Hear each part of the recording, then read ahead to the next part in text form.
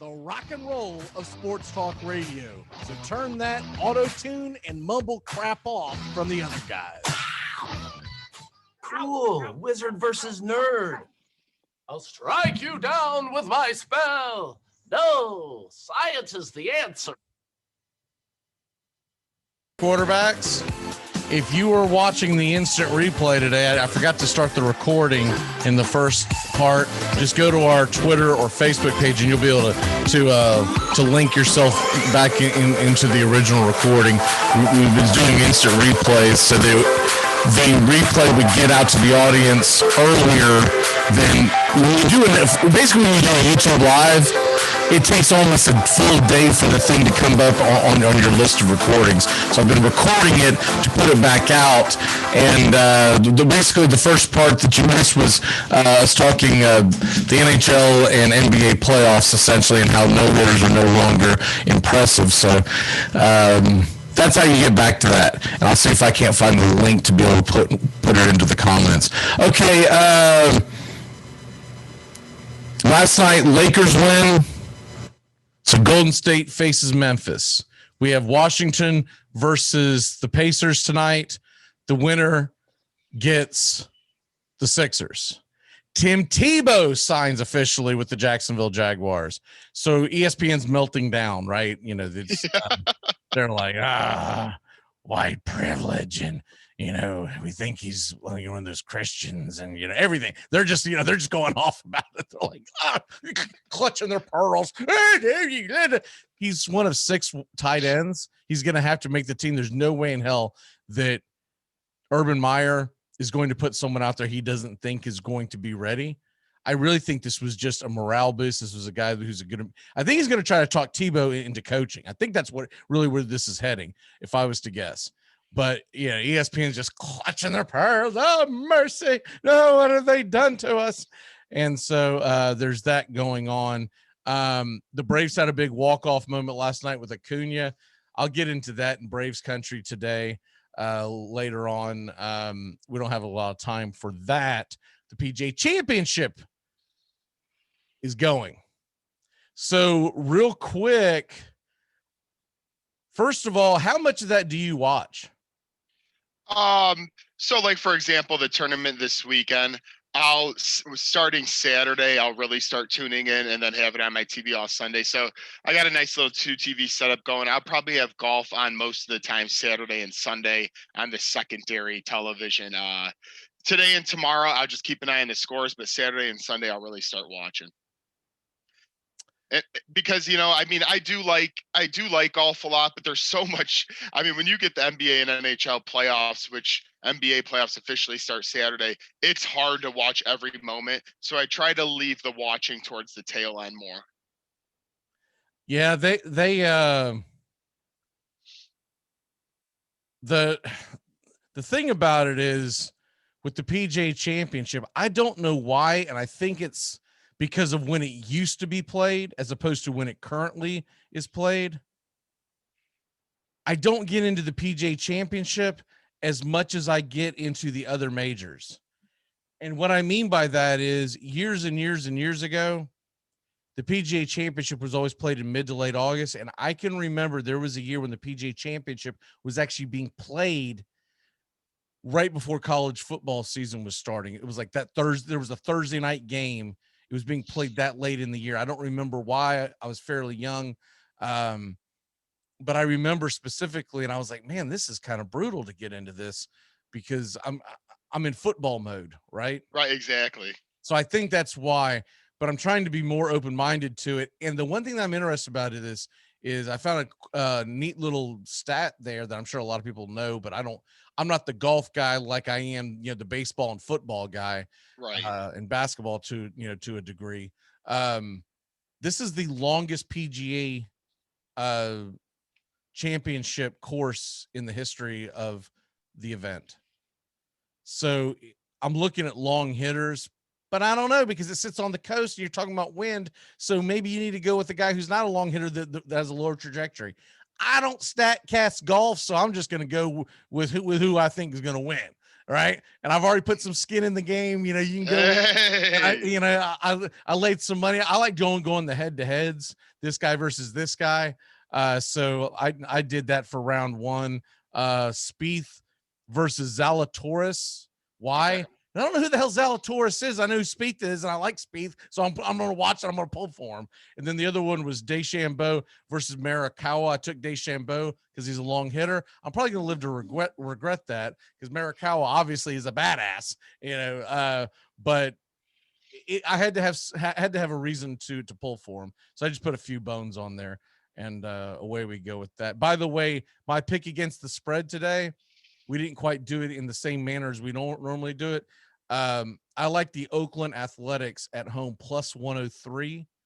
They are up against well, my biggest reason it's not who they're up against, who's pitching for them. Cole Irvin has been absolutely phenomenal so far for them this year, and they're at home against Houston. We know that's a big rivalry. Luis Garcia has been pitched phenomenally for Houston, but I like Cole Irvin at home being an underdog. Guy's got a 3.02 ERA, even though his win-loss record is 3-4. I've watched that kid pitch. He is good, and that is an understatement. So that's my pick against the spread today. If you have one, throw one out at me. You don't necessarily have to do it now, but let's go ahead and get into the win, place, and show. Let's do it. So where are you going at the win, place, and show? We're going to get Tony's win, place, and show here in a little while. I sent him the link to be able to put it in. It's always difficult for him because he's normally working at this point. But where are you going on your win, place, and show, sir? Okay, so it's interesting you said the longest course because I believe they said it's a little over 8,000 yards, which for me, I'm not too familiar either to get into all that. But once I heard that, my win play show for show DeChambeau, I'm going to throw him in there with the strength he's got and the grit he has. I'll put him in at the show. To place, I'm going to go with Jordan Spieth. I just always have been a Spieth guy ever since he won it so young. Getting the green jacket. And then for first place, I am going to go with Daniel Berger. As much as I love that name, is how much I love that guy right now. So DeChambeau third, Spieth second, Daniel Berger first. I thought you were going to say because he's 6 under par because he's eagled the first 3 holes or something like that. I was like, that's probably part of it too. No, I haven't looked at anything yet at all. So those are just my those were from yesterday night after you sent me. I did my rankings. They did. They have started finally. I don't know what there was some kind of a delay. I don't know what the hell that was about. There was some kind of a delay. I'm gonna try to get Justin's win, place, and show too. He'll be back with us tomorrow. Maybe some weather. No, it looks beautiful. It's beautiful. Oh, okay. There's not a cloud in the sky. So there was some kind of delay compared to what ESPN was saying. All of them were saying what the first tees were and actually seeing them tee off. What's the one that I'm following online here? The Rory McIlroy, Justin Thomas, and Brooks Koepka group has finally teed off. They were supposed to tee off a little earlier, and they are now rocking and rolling. No, it's beautiful. There's very, very little clouds in the sky, and the sun shining bright. It's a beautiful day for golf. So hopefully, I don't know what that could have been, but who knows? I'm going to go with my place is John Rahm, just because he's always in it. He's a solid long hitter. And I feel like I always have to pick at least one guy that I'm not a fan of. And I'm not a fan of John Rahm. I don't dislike him, just don't know enough about him. So I'm putting him there as my show. My place, number 2, I'm going with Justin Thomas, mainly because I play the video game every once in a while, the PGA Tour video game.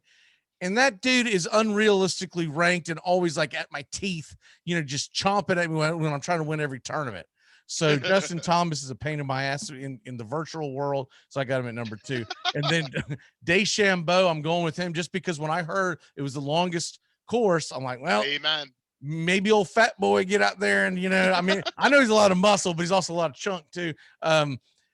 maybe he'll get out there and, rock and roll and get it going.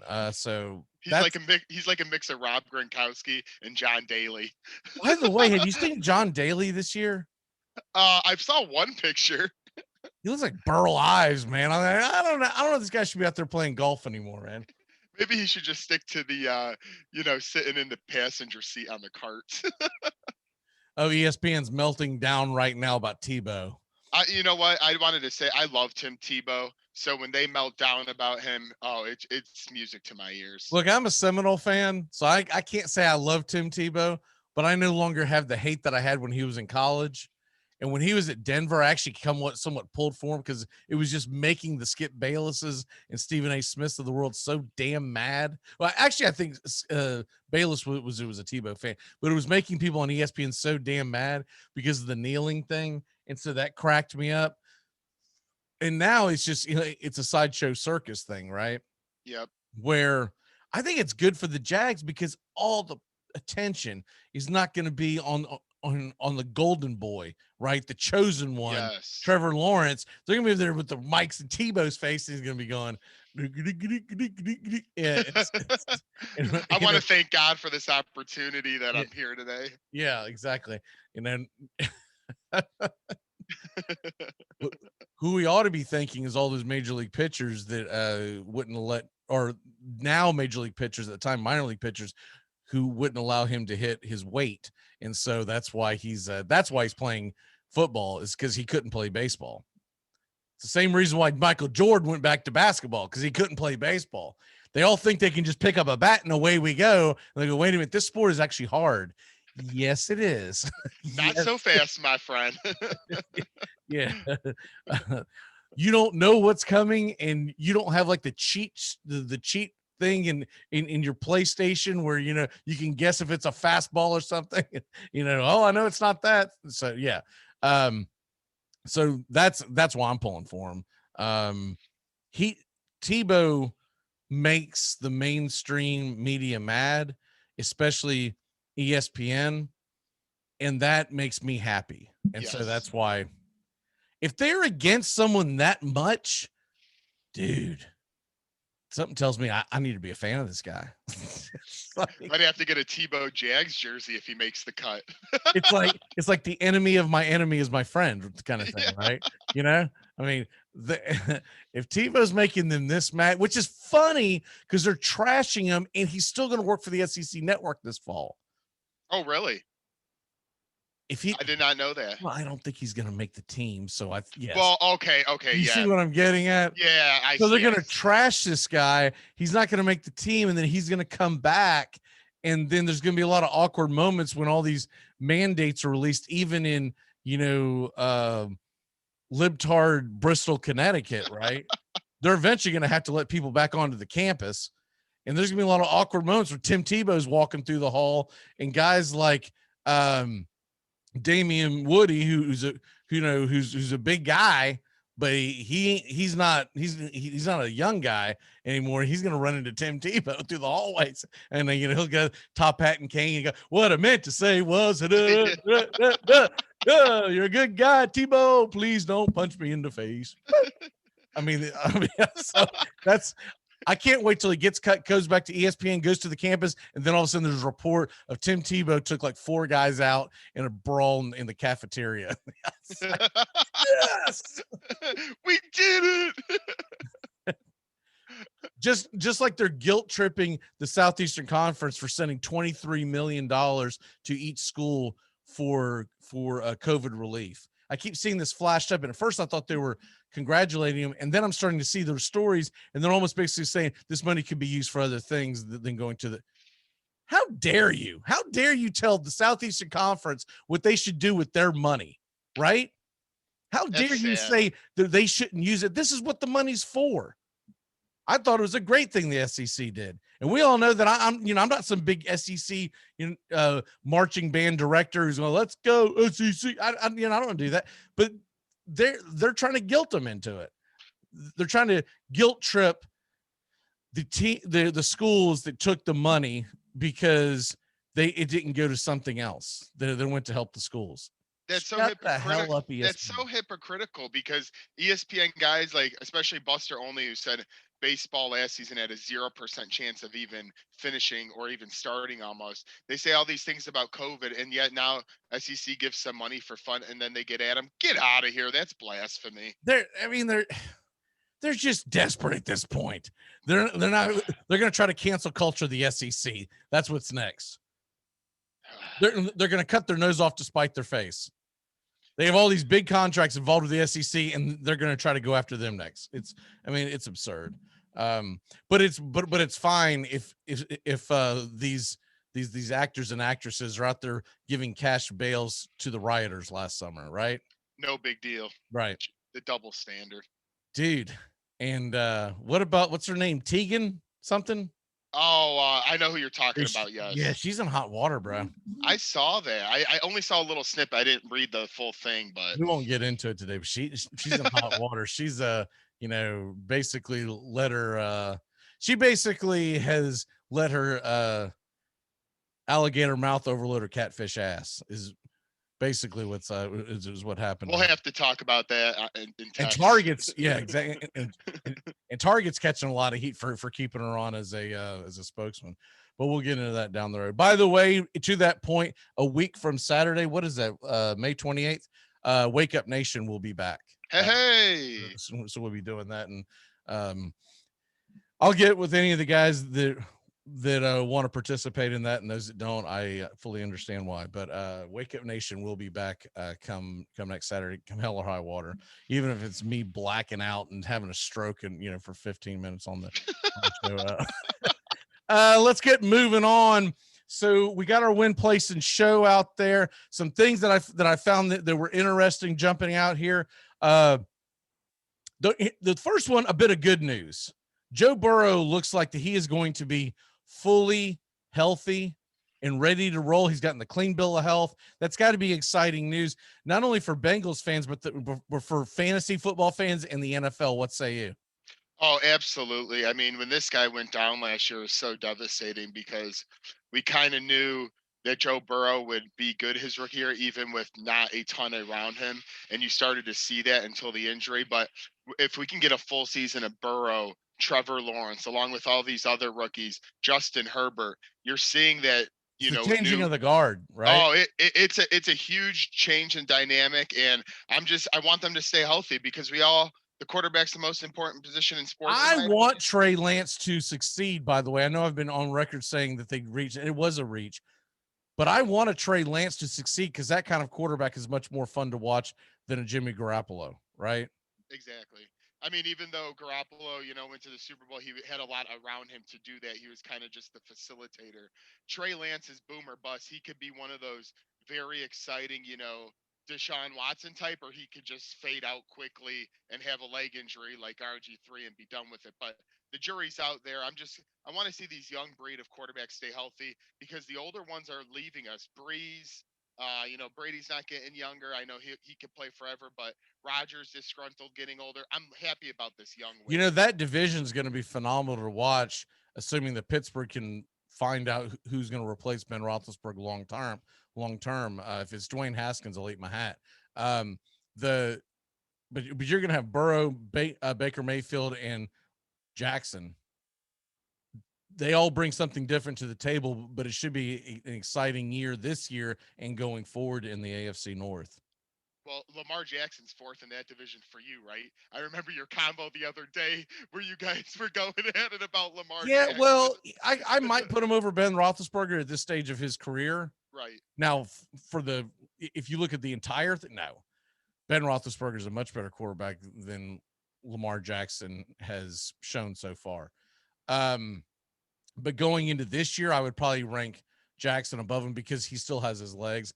I don't believe that Jackson's going to be able to keep his legs healthy for the next, 7-8 years and be able to even be in the same breath as a Roethlisberger because he was never accurate when he was at Louisville.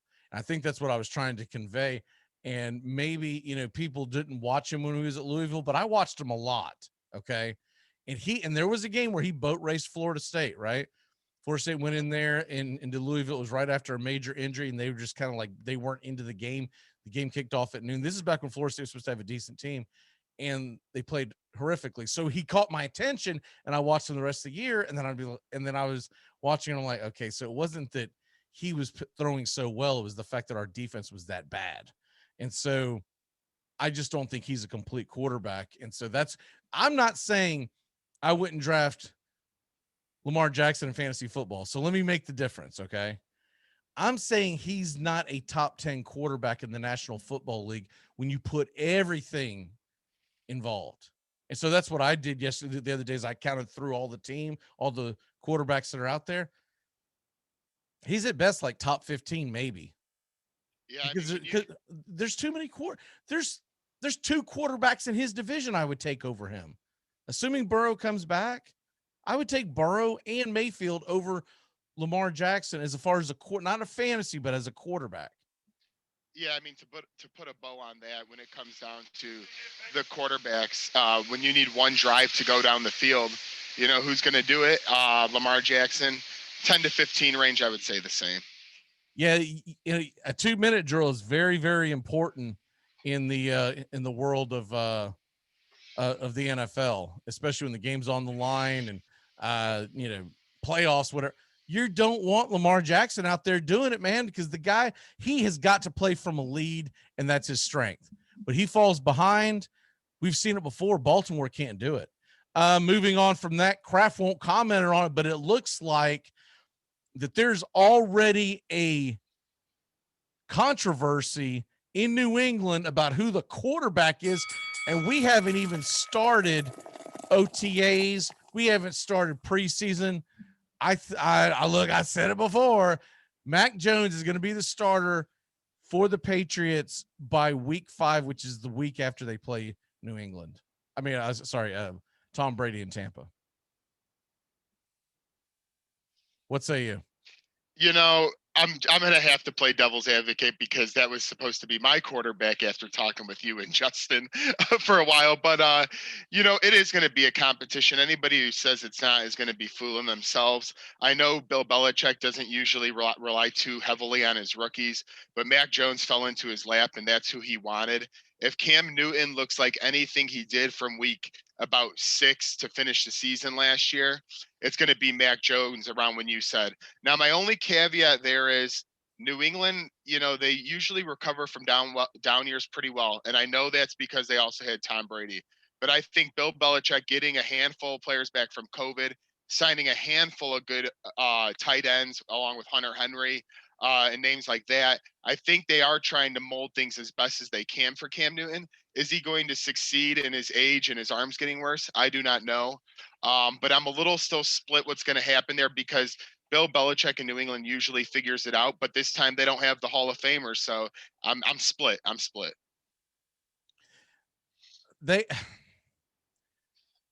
I think Mac Jones is going to be the real deal. He's going to be a solid quarterback. He's going to be the boring one that nobody wants, except for Belichick. This is a Belichick quarterback. Yeah. And he's going to want a guy who's accurate, who, by the way, is a little more mobile than people realize. Mac Jones is not Tom Brady, okay? Mac Jones has some wheels. They're not by any stretch of the imagination. He's not a Lamar Jackson, right? But he's also not like a statue.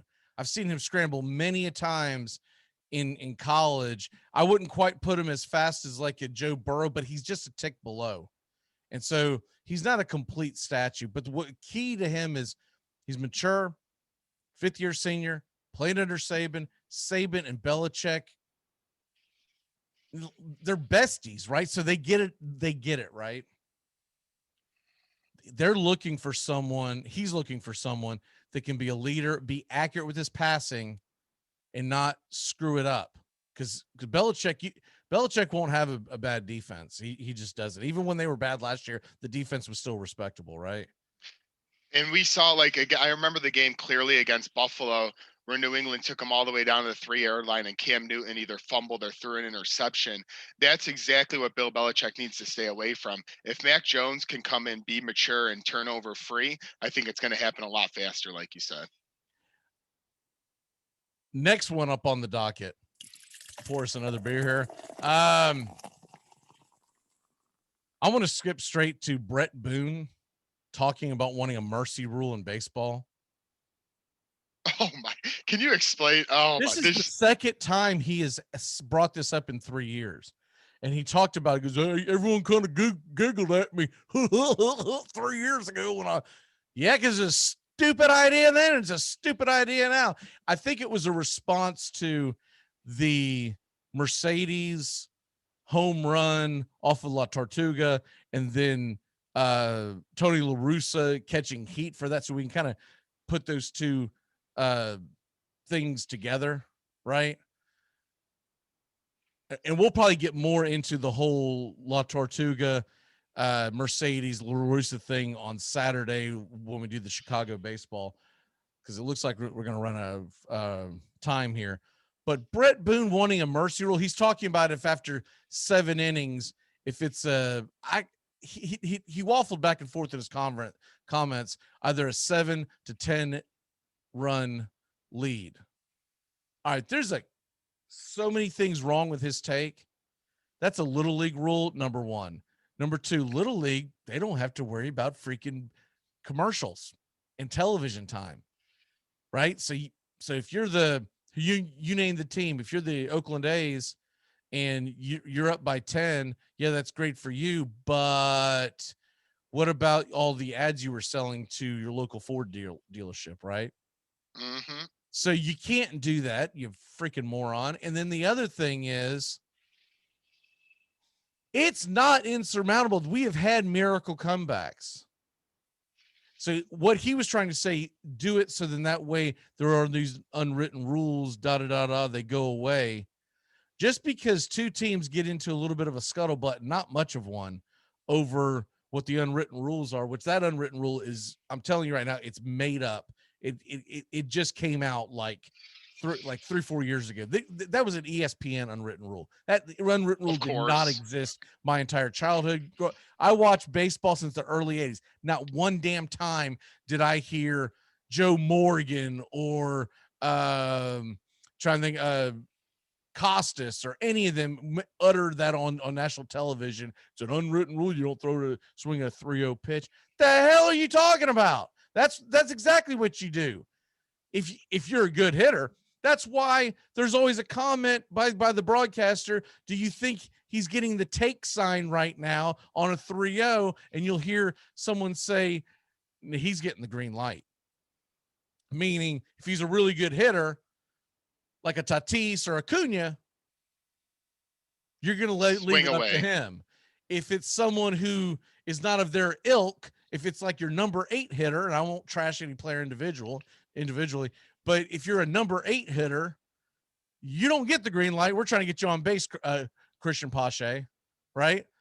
We want you on base for your speed, not so that you can try to rope a single, which you were going to get there. So it's a made up thing anyways. But yeah, what say you on this ridiculous rule? I mean, this ridiculous notion that you do are we going to start calling games in the third quarter in football games? You made some great points there. And one thing it's like, okay, Bryce Harper, you make 200+ million. Why are you're paying a guy all this money and we're going to all of a sudden, let's say, cut a Phillies game short when you're at the game and all you did was worked your hard-earned dollar sitting in the 400 to 500 section, and all you want to do is see your favorite guy bat, and they're going to, you know what? Here's the white flag. Here's the towel. It's 17-7. We're done for tonight. See you folks later. Those concessions make money in those late innings too. I know they stopped selling booze, but there's a lot that plays into his TV contracts and all. And it's sad that we just keep, pampering more of these rules and players. It's really sad. I think it's downright embarrassing, to be honest with you. That someone would even bring this up, to even sit there and say that, oh yeah, let's.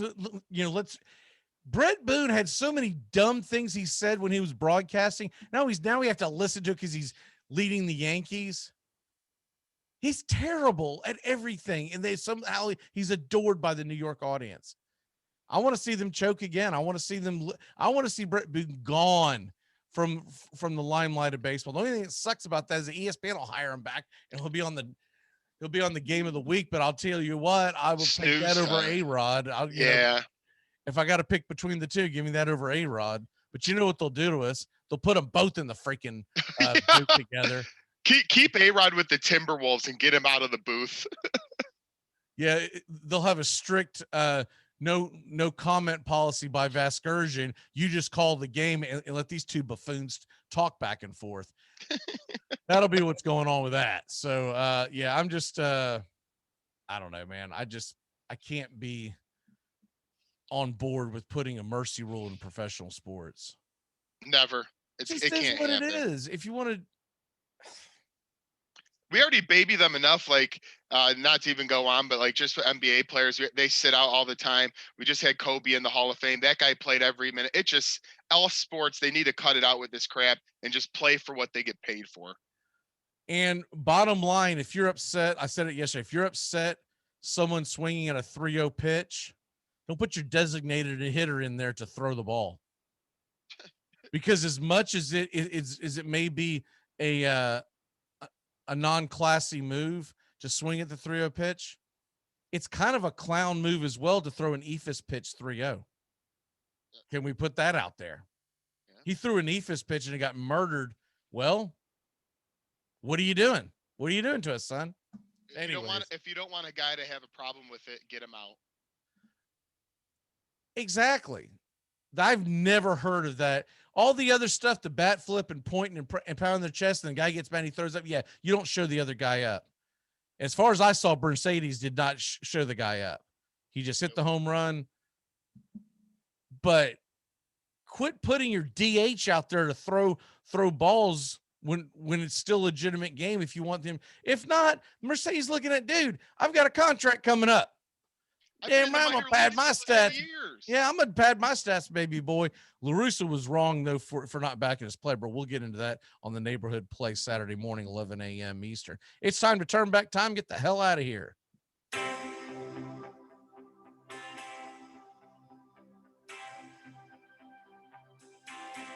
On this date in 1959, just keep this as perspective. This is pretty spot on to what it's like to be a Yankees fan. The Yankee fans, you see them complain on Twitter. In 1959, on this date, the Yankees, which by the way was in May, it wasn't like at the end of the season, they sink to last place. And at that time, it was just divisions, right? It was the American League and the National League. It was just leagues. It wasn't divisions. They sink to last place, so they're the worst record in baseball for the first time since 1940, 20 damn years. And you always run into the Yankee fan who complains about this. Say, shut up, you spoiled bastard. Right? What are they at? 27 championships? Yeah, shut up. Shut up. All right, birthdays. It's your birthday today. Speaking of real a-holes, one of my favorite a-hole, and I miss him dearly in the NASCAR circuit. It's kind of like why I quit watching it. Tony Stewart, 50th birthday today. Wow. And with that perspective, I really wish he was still driving, to be honest. I know he drives at certain events, but I miss the Tony Stewarts of the world. There's some that are still out there, but this past year, sports has been so cram-packed. When they finally came back, I kind of lost sight on NASCAR. I need to watch a race in the near future. I really do enjoy them. I just always forget about them. And I'll say this for the last time today. NASCAR's got to quit racing on Sundays, man. Yes. You got to quit doing it. We have other Friday night underneath the lights. Let's go. Give us something to watch, because when you get to your playoffs, I don't care anymore because football has started. Quit going up against your own demographics. Your typical NASCAR fan is a football fan. I mean, I know there are some bozos that aren't. You know, they're like, oh, I don't like them. You know, Rubbin's racing. Let's go. But I'm talking about your typical NASCAR fan on race day.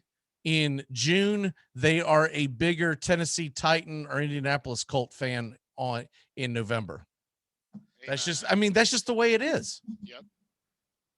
Anyways, your mic's a little low. I don't know if you have a way to adjust that or not, because I do not on my end. But what is your walk-off for the day, sir? My walk-off today is this. You know, you got a great weekend of sports coming, especially, you know, with the PGA Tour. You got the NBA playoff. You got the NHL playoffs starting Saturday for NBA especially. Watch your sports. I know it's going to be a beautiful weekend in Chicagoland area. We're getting mid-80s all weekend long, so that's going to be beautiful. But try and be by a TV, because there's going to be a plethora of great sports action for all fans out there, and I'm just excited for the moment. My walk-off for the day, PGA Championship starts today. Now, you'll notice that it comes on on ESPN and Fubo TV. I don't know what that means when it says Fubo. I thought Fubo would be just carrying ESPN, but maybe they've got their own network that's doing it. That's 1 to 7 p.m. Prior to that, though, you can go to the Plus, and this is a plug I don't normally do for a Disney, but you can go to the Plus and watch the action prior to 1 p.m. And what I saw when I pulled it up, so I've got the was it Rory and company, but right now what they have is they got the PGA first round, so that's a generic, you know, followed around. They've got Rory, Justin, and Brooks in on one, which is the one I want to follow. DeChambeau, Morikawa, and Hideki Matsuyama is a second one that they're following, so that's really nice. And then for some reason they decided they're going to follow Victor Hovland, Schauffele, and Lee Westwood. No thank you on that one. And but you also got Ricky Fowler, Adam Scott in another one. And then they do have like how they do the featured holes and all that stuff. So you got about 5 or 6 channels that you can go to. I do notice it keeps zipping out and saying it's not available. You just have to go back out and come back in. But there you have that. I'll see. That's what I'm focused on. The Braves play the Pirates. We're going to do Braves today, Braves country today. I got at 120. The Cubs are at 120. There's a lot of games on. Well, Cubs 220, because we always go back. Sorry. Because it's too confusing to tell everyone, you know, what city you're in. But there are a lot of day games in baseball, including Domingo Germán going for the Yankees up against oh, and by the way, check your fantasy lineups. So I haven't gotten a lot of sleep recently because of tax week and just, you know, a terrible amount of sleep this week. Brain hasn't been working on all cylinders. I'm watching games last night when I got off work, and I'm like, all right, man, my guy's doing well. It doesn't matter who it is. He's doing well. He's doing well. I go in. I didn't start any of them because I made a trade, and when I made the trade, it kicked him out. Normally I would know to go check your lineup. It kicked them all out. Normally it doesn't do it till the next day, but I accepted the trade yesterday morning, and it kicked everybody out. And so all 5 of my damn pitchers didn't go. Man, that is the and I'm crushing this league. It's our dynasty league, and I should be up by like 100 instead of we're freaking in a dogfight. No, it's right. Check those fantasy lineups often, because you never know with these apps. You got to stay on top of it. Somehow I think I'm still on track to win, which is kind of sad, but you know, I won't call. Hey, that's good for you.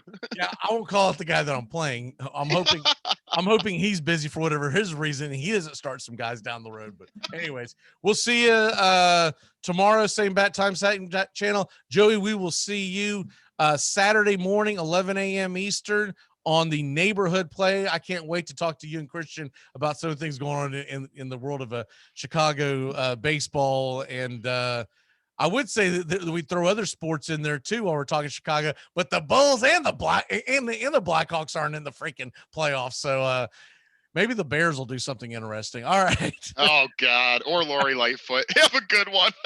Yeah, that's what we'll do. We'll bring Lightfoot on the program on Saturday. First question: how dare you? All right. God bless.